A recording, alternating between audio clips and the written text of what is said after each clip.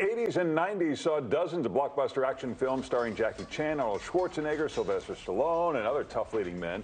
A new book goes behind the scenes of some of the big movies. It's called The Last Action Heroes, The Triumphs, Flops, and Feuds of Hollywood's King of Carnage. And author Nick de Semlyen joins us now. Good morning.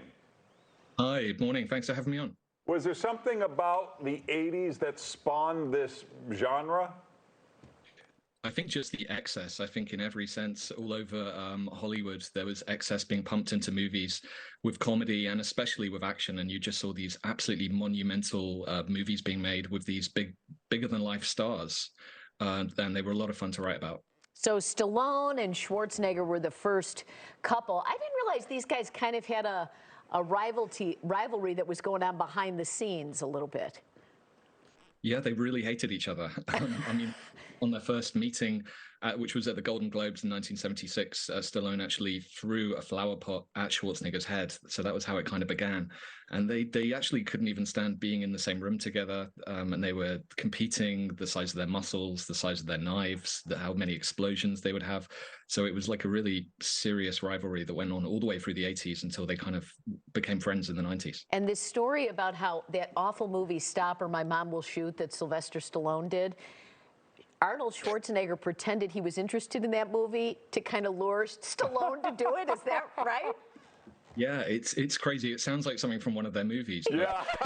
Schwarzenegger had broken through with Twins, which made him more money than any of his action movies. Wow. And he had made it into comedy, and then Stallone was determined to do the same thing. So he heard that Schwarzenegger was desperate to do this film, Stop or My Mom Will Shoot. Turned out Schwarzenegger hated the script, but he put the word out that he loved it. And Stallone, That's funny.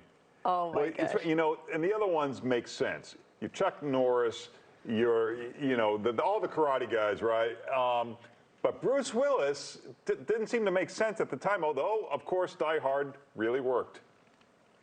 Yeah, he was really low down on the list of the stars approached for Die Hard. They tried everyone. They tried Clint Eastwood, Schwarzenegger, and no one wanted to do it. And then finally, Bruce Willis was the last one on the list, and he took it. And I think it was because he was such an unusual pick for the film that it worked. You know, he wasn't this big, muscly. He had a pretty regular build, and he completely sort of transformed what the action genre was. And then everyone kind of ended up imitating what he was doing in Die Hard. But at the time, it was definitely risky. You know, Jackie Chan, famously, we've heard that, he does all his own stunts. It took a long time to break in Hollywood. And you say Sylvester Stallone had something to do with that. Exactly. Jackie Chan was really, he was huge in China, but every time he tried to break into Hollywood, it just didn't work for him for whatever reason. And finally, he gave up, and then he got an invitation from Stallone. It turned out Stallone loved Jackie Chan films, and he would watch them. He even put a scene from one of the Jackie Chan films into Tango and Cash, and would watch them on set on VCRs. And he invited Jackie Chan to his house. And that's kind of how Jackie Chan gave it one last go. And then obviously became huge with the Rush Hour. That's great. What do you make of Steven Seagal? He seems like a really odd guy, even among the list of people we just mentioned.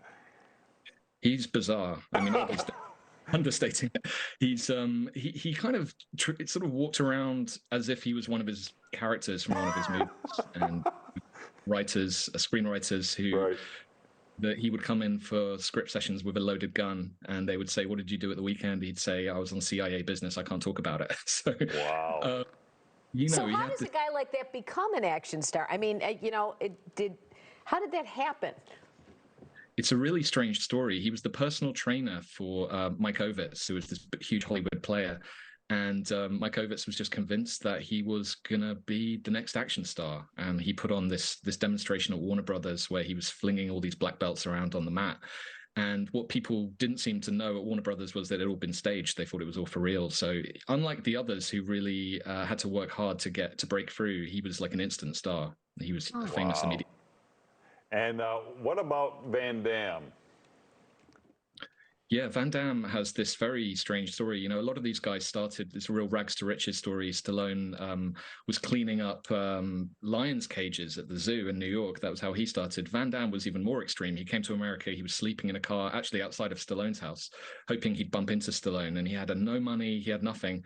And eventually he just sort of by sheer will made it into a film called Bloodsport. And that was a hit. And then it just blew up, and he finally became one. But very eccentric guy again, and just loved doing the splits every opportunity.